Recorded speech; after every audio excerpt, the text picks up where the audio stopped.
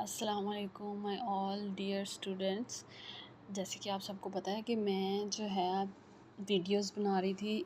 Last videos जो हैं वो मैंने पोर्टफोलियो पे बनाई थी और आप सबको पता ही है कि ये वीडियोस जो हैं वो नर्सिंग स्टूडेंट्स के लिए हैं, ख्वाह वो डिप्लोमा के स्टूडेंट्स हों, बीएसएन के हों, पोस्ट आरएन के हों, तो उन सब के लिए ये हेल्पफुल हैं।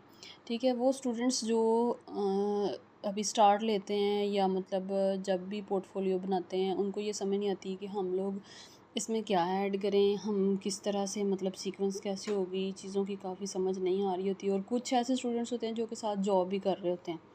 बीएसएन के अलावा जो पोस्ट आरएन के स्टूडेंट होते हैं वो साथ में अक्सर जॉब कर रहे होते हैं और उनके लिए टफ़ होता है दोनों चीज़ों को एक साथ मैनेज करना। सो वो इन उन सब के लिए जो है ना ये बहुत हेल्पफुल है। तो जैसे मैंने आप सबको जो पोर्टफोलियो था ना उसका ओवरव्यू तो दे ही दिया था। अब ये है कि आपने वीकली समरी कैसे बनानी है। हर वीक ही आपने सेपरेट समरी तैयार करनी होती है। ठीक है, वो आपके टीचर्स जो हैं वो आपको कहें या ना कहें, वीकली आपने क्या किया, क्या ऑब्जेक्टिव्स थे, क्या काम हुआ उसके ऊपर, ठीक है, और आपने क्या अचीव किया वो आपने ज़रूर बताना है। जैसे कि अब ये मेरे पास जो है वो वीकली समरी है। ठीक है, तो आपने इसमें my goals for the week, आपके वीक के क्या गोल्स हैं और स्ट्रेटजीज़ जो I will use to achieve my goal. अपने गोल को अचीव करने के लिए आपने कौन सी स्ट्रेटजीज़ जो हैं वो यूज़ की हैं या नहीं यूज़ की। ठीक है, तो ये मैं आपको जो है एलेबोरेट करूँगी कि इसमें जो है वो सारी चीज़ें क्या हैं। सो आपने जब भी बनानी है वीकली समरी, आपने जब भी बनानी है तो आपने इस तरह बनानी है, तो आपके टीचर जो हैं वो रिजेक्ट नहीं करेंगे बल्कि उनको पसंद ही आएगी कि आपने बहुत अच्छा वर्क किया। तो आपने ये वाली 2 हेडिंग्स दे लेनी है। इसी तरह बॉक्स बना लेना है अगर आप चाहते हैं कि आप बॉक्स बनाएं, अदरवाइज़ ना भी बॉक्स बनाएं तो आप बॉक्स के बगैर भी सिर्फ इसको हाईलाइट कर सकते हैं। अच्छा, तो ये 2 हेडिंग्स लगा के वीक आपने वीकली समरी लिख के वीक ज़रूर मेंशन करना है कि आपने फर्स्ट वीक की बना रहे हैं, सेकंड वीक की, थर्ड वीक की, क्योंकि इसमें मोस्टली 16 वीक्स का हम पोर्टफोलियो बनाते हैं। ठीक है, तो ये डिपेंड होता है आपके इंस्टीट्यूट पे, आपकी टीचर पे, आपकी प्रिंसिपल पे, वो कितने वीक्स का आपसे पोर्टफोलियो बनवाते हैं। मोस्टली बनता है 16 वीक्स का। सो यहाँ पर हम फर्दर चलते हैं आगे। Discussion about teaching session with परसेप्टर। आपका सेशन हुआ आपके टीचर के साथ या आपके परसेप्टर के साथ, तो इसमें स्ट्रैटेजी क्या यूज़ हुई, मीटिंग विद परसेप्टर। ऑफ कोर्स आपकी मीटिंग हुई तो फिर आप जो है वो आपके जो भी आपने अपने प्रॉब्लम्स या चीज़ें जो भी डिस्कस करनी थी वो की। Discuss about content of teaching session. Teaching session का क्या क्या क्या कंटेंट जो है वो आपने रखना है, नहीं रखना, या क्या होना चाहिए। जो बच्चे टीचिंग में कर रहे हैं या कुछ जो है वो डिपार्टमेंटल कर रहे हैं, तो उन दोनों का डिफरेंट है। ठीक है, जो क्लिनिकल साइड पे और दूसरा हमारे पास आ जाता है टीचिंग साइड पे। जो टीचिंग वाले हैं वो टीचिंग से रिलेटेड पोर्टफोलियो बनाएंगे और जो आपके क्लिनिकल साइड पे जाना चाहते हैं वो उस साइड का बनाएंगे। दोनों का डिफरेंट होगा, ये मैं आपको टीचिंग का बता रही हूँ।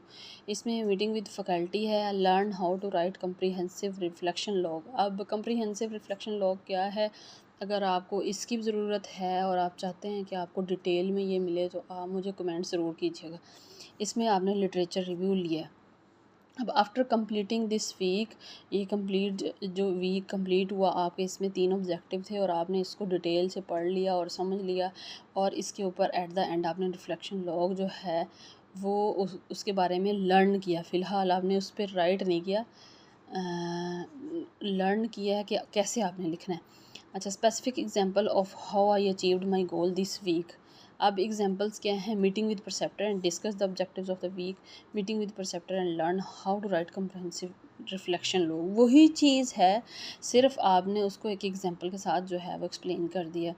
अब आपने कौन से रिसोर्सेज जो हैं वो यूटिलाइज़ किए हैं अपनी केयर को डिलीवर करने के लिए, अपने काम की क्वालिटी को इम्प्रूव करने के लिए या एक्यूरेसी उसकी बढ़ाने के लिए।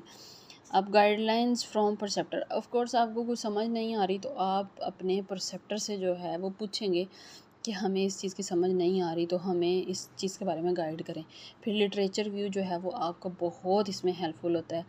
अब यहाँ पर प्रॉब्लम्स हैं, कंसर्न्स हैं और आपने किसको एड्रेस किया है या किसी ने रिज़ॉल्व किया है वो आप यहाँ पर मेंशन कर सकते हैं। अगर कोई प्रॉब्लम आपको उस वीक में नहीं हुई तो आप नन करके उसको फिनिश कर सकते हैं। ये आपका वीकली होता है। इन केस अगर ये मतलब आप पे डिपेंड करता है कि आपने कैसे कैसे इसको कंटिन्यू करना है। एक वीक में आपका जो काम हुआ है आपने वो ही इसके ऊपर लिखना है कि इस वीक में हमारा, जैसे फॉर एग्ज़ाम्पल आप फर्स्ट वीक में गए हैं तो फर्स्ट वीक में आपको आपकी मैम ने इंट्रोड्यूस ही करवाया है, ठीक है। तो आपने वही लिखना है कि हमें उन्होंने इंट्रोडक्शन करवाया, हमें ये जो है क्लासेस जो हैं वो इंट्रोड्यूस करवाई हैं, उन लोगों के साथ जो है हमें ये सब्जेक्ट के बारे में बताया गया है, या जो भी आपका इंट्रोडक्शन में उन्होंने आपको बताया आपने वो वहाँ पर लिख देना। और वो बेसिकली आपको ऑब्जेक्टिव्स टीचर जो आपके परसेप्टर होते हैं वो खुद बता देते हैं कि इस वीक में आपने ये काम करना है, ये काम करना है, ये काम करना है। तो वो जो भी आपको बताते हैं वो आपका बेसिकली एक ऑब्जेक्टिव बन जाता है, क्योंकि आपने फ़र्दर उसी के ऊपर वर्क करना होता है और उसी की एग्जांपल्स देनी होती है और उसी को आपने जो है उसी में बताना होता है कि अगर आपको कोई प्रॉब्लम फेस हुई है तो आपने अपने परसेप्टर से पूछी है या फैकल्टी मेम्बर से किससे पूछ के उसको रिज़ॉल्व किया है।